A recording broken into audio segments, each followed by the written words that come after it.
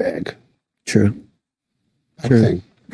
All right, so let me ask you a question, which I'm interested in only because I have 3 children. You have children, and all of that. You are in this enormously impressive big organization called Scientology.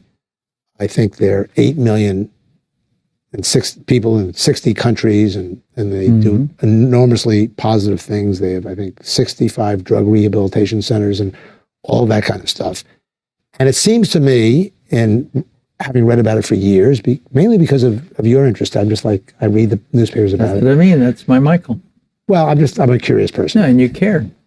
And it seems that it's 90% about self-improvement, getting to understand yourself, moving to new levels of awareness, and dealing with emotional problems in a non-alcohol, drug kind of way. Yes. But recently there's been a lot of conversation because there are certainly those that think that for certain learning disabilities for kids, I had one that was like that, where a drug like Ritalin could be useful in getting a kid to concentrate, be able to get his backpack packed, get himself to school correctly.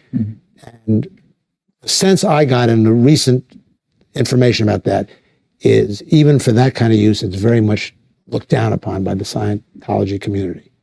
I don't know if that's true or not true, but I thought I would. Well, basically it works like this. It's alternatives that one has to be aware of, meaning that if one is educated on all the possibilities, drugs are notoriously a Band-Aid for various situations.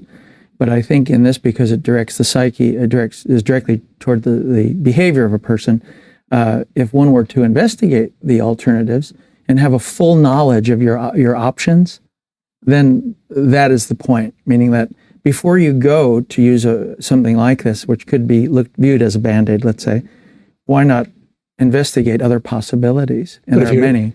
Fine. If you are, let's say you have emotional problems, you're anxious being in small places, you're hard to leave your house, you have anxiety attacks, panic attacks, hyperventilating, and you go to a psychoanalyst or a psychiatrist or a religious person or Scientology or whatever.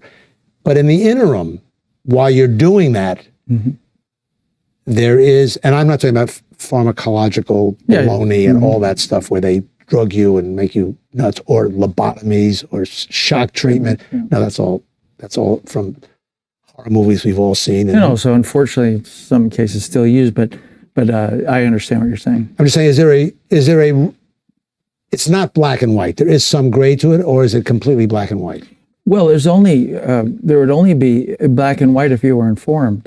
That's really the truth. The gray is only because of lack of data, lack of education, lack of knowledge. But do you have people, let's say somebody comes to you who has an anxiety problem, a common problem. I see it in people in my office and family, and you work through it in the Scientology arena. Obviously, you must have a lot of success. You wouldn't have 8 million. Sure.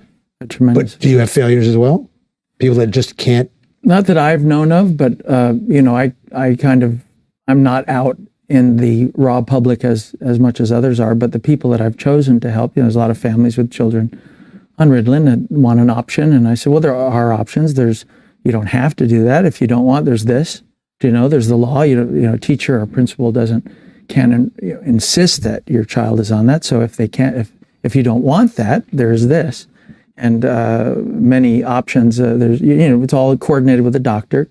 And, there's medical ways of handling it that are different too. There are many things, but I think often only one is presented as an option, and that's the unfortunate part, which leads to the overdrugging of children. Right. Well, I agree with that, and I think that it is abused. I mean, everything is abused in areas, and this is an area that's clearly abused.